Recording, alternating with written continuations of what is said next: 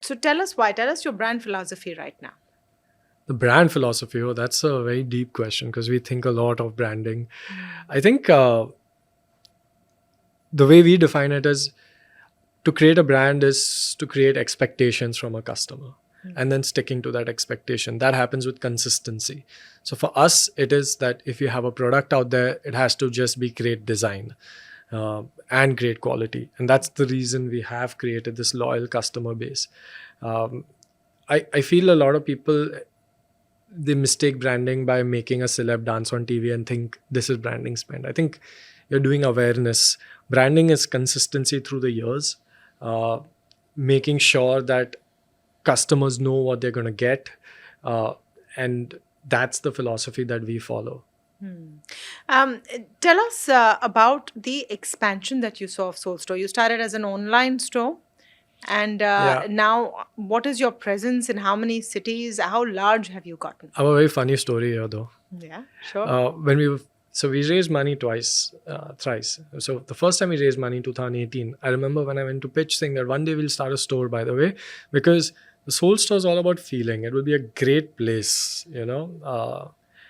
and every VC we pitched to then said, I love your online story, you're doing so well, but if you are starting a store, then I'm out.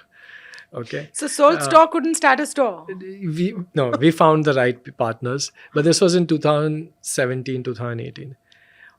Then in 2022, the same people, obviously for the next round when we went pitching, and omni-channel had become a buzzword.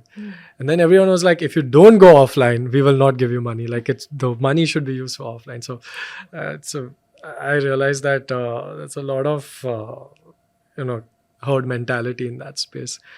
The reason we started our first store is because we feel like the experience can be great. Also, we wanted to not be reliant on, Google Meta ads for the growth of the business. And then we were looking at what would be the cost of a billboard. Then we saw what the cost of a billboard on Linking Road was, and it was in many lakh. And we realized this is almost close to the rent that you'll pay for a store, and there'll be a permanent billboard over the store, which is your facade, as well as like customers can come, interact, and buy. We didn't think it would be a very profitable, endeavor. But our first store did really well. It was profitable since day one. We recovered capex in like 2-3 months, and then we thought, wow, this is making business sense, not just branding sense. So what is the kind of split or the mix right now to online to offline? Now I think online would be about 70% and 30% is offline, but the rate of growth of offline is far higher because you can inorganically keep adding more stores in more cities and more states. So offline is the higher growth channel for us. I want to go back a bit, Vedang, to what you said about brand. Yeah. And about how you say consistency is your brand, and you're trying to build a brand, and you are building a brand called Soul Store. But the push of your brand is selling other brands to people. When it's merchandise, someone's coming in buying a T-shirt. I mean, for example, what is your bestseller? Avengers? No, our bestseller is actually our logo T-shirts, like the one I'm wearing. Yeah. Okay, that's super, because you've started off with the proposition of giving people a piece of brands they like, whether it's action figures or stars. So where does your own brand come in? So the way so our brand isn't about selling other brands. Our brand is about celebrating pop culture. Okay. It's who we are. And in that, obviously, we will sell your favorite TV show, your favorite movie. And, it's always our favorite TV show or movie as well. So our brand is about being ourselves. When we started off, we started with these witty quotes. Then it was all pop culture, 95% maybe, just Harry Potter, Batman, Superman, WWE, whatever it is.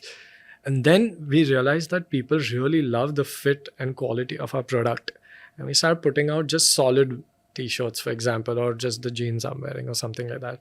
And then those started selling. And that has been growing more and more. So the licensed merch of our business, which used to be 95%, then 80%, is now 40%. Oh. So and this is since when? I mean, or over how much time? I think it declines about 5-10% every year, the license part. So it's growing in absolute revenue, but as a percentage of what the business is, it's reducing. And I would presume your own brands are also more margin accretive. They're all the same. Yeah, in terms of margins. It keeps changing.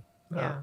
Okay, because you have to pay licensing fees for to use those images, Yeah, right? but Of I never brands have that to. everyone I knows. never have to convince someone to buy Harry Potter. J.K. Rowling did that, so we don't have to spend on marketing as much as other brands do. Our total marketing cost, including photo shoot, is about 11-ish%, and that's not just because of the licenses. I think it's because we've created the word brand, and the way I measure that is what is your revenue retention.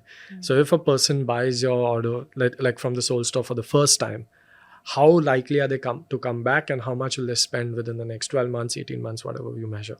So our 12-month revenue retention, the industry would be at say 60%, and we are at 140%. Because if the retention is good, means you've created something that people really want and they want it again. Otherwise, you've just overspent on marketing or given a deep discount or something of that sort.